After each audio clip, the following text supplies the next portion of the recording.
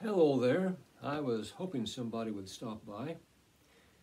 We are kicking off season 2 of the Grandpa Deckard Show, and we're going to begin this with a continuation of the Omelet series. If you're not familiar with that, go back please to season 1, episode 1, 3, and 8, and you'll be all caught up with us. Meanwhile, we continue. Last time, little Joe buys an old Volkswagen Beetle and gets into big trouble. His grandpa, Big John, promises that when he is 16 and has his driver's license, the two of them will go on a big road trip.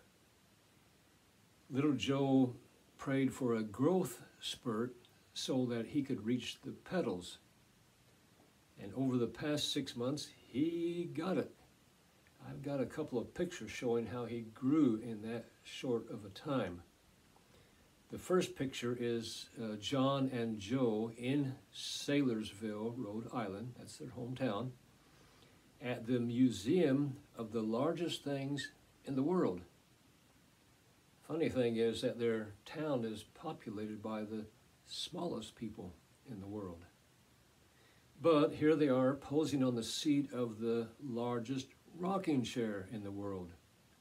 Grandpa is nervous about little Joe standing too close to the edge. And here's that picture.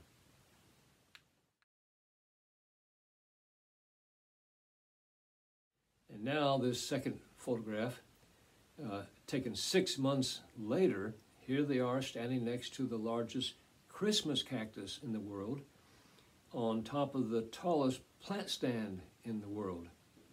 Look at him there. He's as tall as his grandpa now. Big John is still concerned about Joe standing too close to the edge.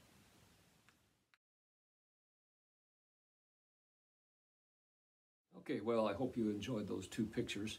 So, the story goes on here. The day after school let out for the summer, our two friends were off on their great road trip to Alaska. Big John had waited till the last minute to announce their destination. From the smallest state, Rhode Island, to the largest state.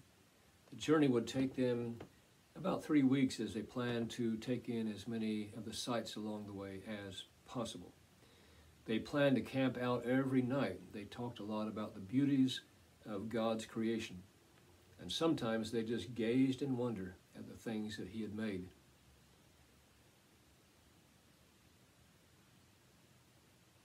One day, Grandpa spoke to Joe about how God cared about him, not just the beauty of His creation, but him.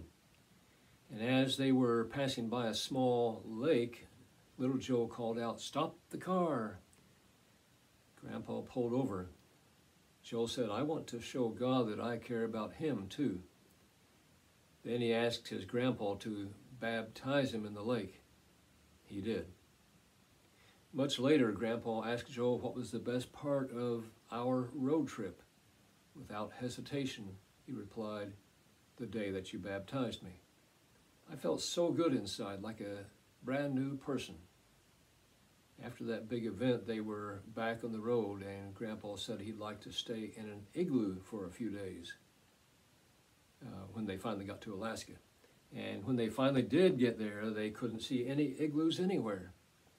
They asked a man at a gas station about it, and he said that the only place they'd find one in Alaska would be in a museum or a tourist site somewhere way up north. They also learned that Eskimo and Inuit people built igloos, but that was mostly in the central Canadian Arctic and in Greenland. Well, Grandpa and grandson alike were disappointed, but Big John had an idea.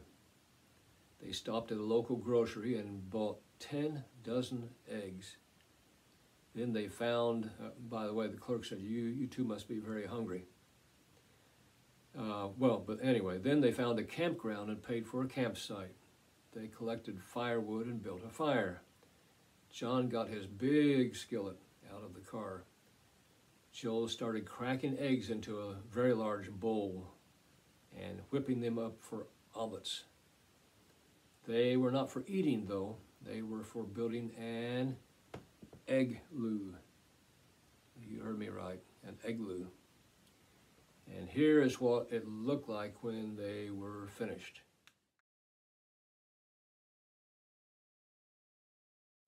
Now, as we are leaving our two friends behind, I can just hear Grandpa calling out to little Joe to please get down from there.